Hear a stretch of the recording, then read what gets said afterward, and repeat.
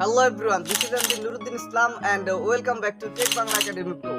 কেমন আছেন আপনারা সকলে? আশা করি আপনারা যে যেখানে আছেন অনেক অনেক ভালো আছেন। পৃথিবীর মানচিত্র থেকে মুছে যাওয়া হুয়াই কোম্পানি তাদের এবার ওয়াই সিরিজের অধীনে আরও একটি মিড বাজেট সেগমেন্টে দুর্দান্ত স্মার্টফোন লঞ্চ করতে যাচ্ছে। আর এটি হচ্ছে হুয়াই নোভা Y91 স্মার্টফোনটি। প্রথমত যদি ফোনটির হাইলাইটেড বিষয় নিয়ে কথা বলি তাহলে এই ফোনটিতে ব্যবহার করা হয়েছে চমৎকার সুন্দর ডিজাইন, কোয়ালকম স্ন্যাপড্রাগনের একটি চিপসেট, একই সাথে থাকছে 7000 মিলিঅ্যাম্পিয়ার একটি সুবিশাল মাপের ব্যাটারি। তো আজকের ভিডিওতে আপনাদেরকে জানাবো এই ফোনটির ফুল স্পেসিফিকেশন এন্ড সেই সাথে জানাবো ফোনটির প্রাইস এবং এর লঞ্চিং ডেট নিয়ে। আর ভিডিওটি কন্টিনিউ করলে আপনারা আরো জানতে পারবেন বাজেট রেঞ্জে ফোনটিকে আমাদের জন্য ভ্যালু ফর মানি প্রোভাইড করছে নাকি এই বাজেটে মার্কেটে আর কোনো সেরা স্মার্টফোন বর্তমানে আছে। এই সকল প্রশ্নগুলোর উত্তর থাকবে আজকের এই ভিডিওতে, সুতরাং আমি আশা করব আপনারা ভিডিওটি স্কিপ না করে পুরো ভিডিওটি মনোযোগ সহকারে দেখবেন। তো চলুন কথা না বাড়িয়ে মূল ভিডিওতে যাওয়া যাক। ফার্স্ট অফ অল যদি ফোনটির ডিজাইন অ্যান্ড এর বিল্ড কোয়ালিটি নিয়ে কথা বলি তাহলে প্রথম দেখাতেই আপনাদের মনে হবে এটি একটি হনারের স্মার্টফোন। যদিও এটি কোনো অনারের স্মার্টফোন না, এটি হচ্ছে হুয়াইয়ের স্মার্টফোন। আর এটি হচ্ছে হুয়াই নোভা Y91 স্মার্টফোনটি। এই ফোনটির পেছনে ব্যবহার করা হয়েছে গ্লাস অ্যান্ড প্লাস্টিকের একটি সম্মিলিত ব্যাক প্যানেল। ফোনটির পেছনে গ্লাস অ্যান্ড প্লাস্টিকের সম্মিলিত ব্যাক প্যানেল ব্যবহার করায় ফোনটিকে যখন আপনারা কাভার ছাড়া ব্যবহার করবেন তখন ফোনটির পিছনে স্ক্র্যাচ পড়তে পারে। তাই আমি রিকমেন্ডেশন করব আপনারা প্রোটেকশনের জন্য এই ফোনটির পেছনে অবশ্যই একটি কভার লাগিয়ে নেবেন। আর ফোনটির থিকনেস করেছে 8.9 মিলিমিটার। যেহেতু এই ফোনটিতে 7000 মিলিঅ্যাম্পিয়ার একটি সুবিশাল মাপের ব্যাটারি ব্যবহার করা হয়েছে সেহেতু ফোনটির থিকনেস একটু বেশি হবে, এটাই স্বাভাবিক। একই সাথে ফোনটির ওয়েট ব্যবহার করেছে 214 গ্রাম। ফোনটির রিয়ার প্যানেল আসলে আপনারা একটি ক্যামেরা বাম্পারের মধ্যে পেয়ে যাবেন ডুয়াল ক্যামেরা সেটআপ। একই সাথে ফোনটির ফ্রন্ট ফারে আসলে ফুল ভিউ ডিসপ্লের মাঝখানে থাকছে একটি ইউশেপ নচ ক্যামেরা সেটআপ।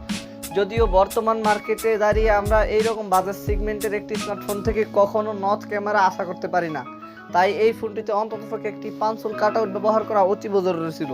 ফোনটিকে আপনারা stormy black and moonlight silver এই দুইটি কালারই পেয়ে যাবেন। তো ফোনটির ডিজাইন নিয়ে বলতে গেলে পার্সোনালি এই ফোনটির ডিজাইন আমার কাছে অনেক ভালো লেগেছে। আপনাদের কাছে ফোনটির ডিজাইন কেমন লেগেছে কমেন্ট করে অবশ্যই জানাবেন। দেন সেকেন্ডলি যদি ফোনটির ডিসপ্লে নিয়ে কথা বলি তাহলে এই ফোনটিতে ব্যবহার করা হয়েছে 6.95 ইঞ্চির একটি আইপিএস এলসিডি প্যানেলের ডিসপ্লে। তবে ফোনটিতে আইপিএস এলসিডি প্যানেলের ডিসপ্লে ব্যবহার করা সত্ত্বেও এতে কিন্তু ব্যবহার করেছে 90 হার্জ হায়ার রিফ্রেশ রেট। আর ফোনটির এই ডিসপ্লেটিতে 90 হার্জ হায়ার রিফ্রেশ রেট ব্যবহার করায় গেমিং এর সময় ফোনটির ডিসপ্লে থেকে মোটামুটি একটু স্মুথ লেভেলের পারফরম্যান্স পেয়ে যাবেন। এছাড়াও এই ডিসপ্লেটিতে থাকছে ফুল এইচডি প্লাস রেজুলেশন।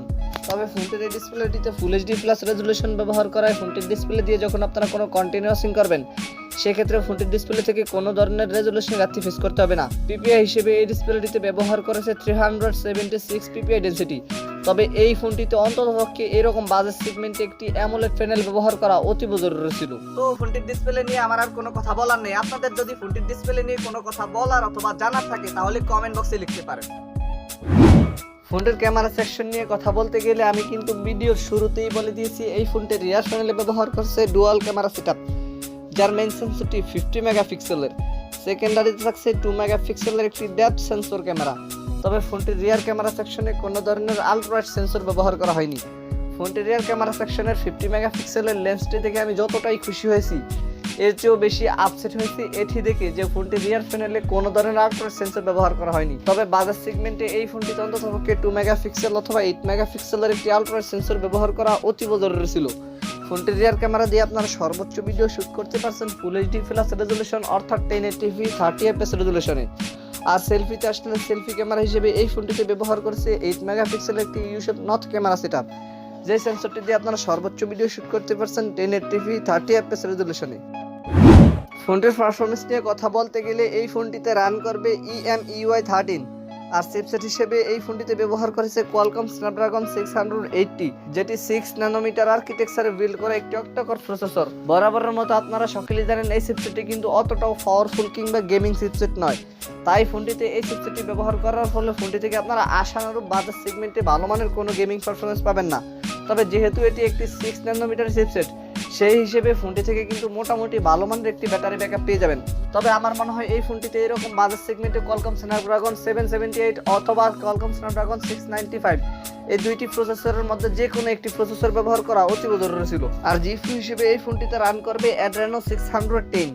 ফোনটিকে আপনারা 6128 এন্ড 8128 এই দুইটি ভেরিয়েন্টই পেয়ে যাবেন।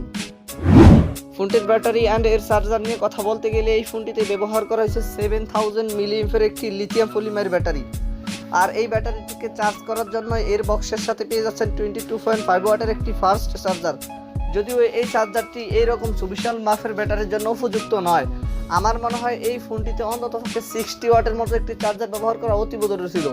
যেহেতু ফোনটির ব্যাটারি যথেষ্ট পাওয়ারফুল এবং বড় মাপের একটি ব্যাটারি, সেহেতু এইরকম ছোট মানের চার্জার দিয়ে এই ফোনটিকে ফুল চার্জ করতে প্রায় 3 থেকে 4 ঘন্টার মতো সময় লেগে যেতে পারে।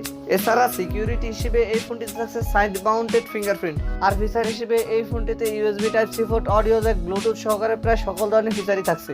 কিন্তু এই ফোনটিতে এত বেশি মানের থিকনেস ব্যবহার করা সত্ত্বেও ফোনটিতে কিন্তু কোনো ধরনের 3.5 mm অডিও জ্যাক ব্যবহার করা হয়নি। যেহেতু ফোনটির থিকনেস 8.9 মিলিমিটার ব্যবহার করেছে, সেহেতু হুয়াই যদি চাইতো তাহলে তারা ইজিলি একটি 3.5 mm অডিও জ্যাক এই ফোনটিতে ব্যবহার করতে পারতো। ফোনটির প্রাইস নিয়ে কথা বলতে গেলে এই ফোনটির প্রাইস ইন্ডিয়ান মার্কেটে প্রায় 30,000 রুপির মতো হতে পারে। আর ফোনটি বাংলাদেশি মার্কেটে লঞ্চ হলে তখন ফোনটির প্রাইস বাংলাদেশি মার্কেটে প্রায় 35,000 টাকার মতো হতে পারে। আমার মনে হয় না আপনারা কতজন এইরকম বাজার সেগমেন্টে এই ফোনটি কিনতে যাবেন। যদি আপনারা এইরকম বাজার সেগমেন্টে ভালো মানের গেমিং ফোন অথবা ভালো মানের ক্যামেরা সেন্ট্রিক ফোন কিনতে চান, তাহলে আপনারা অন্য কোনো ভেরিয়েন্টের দিকে শিফট করতে পারেন।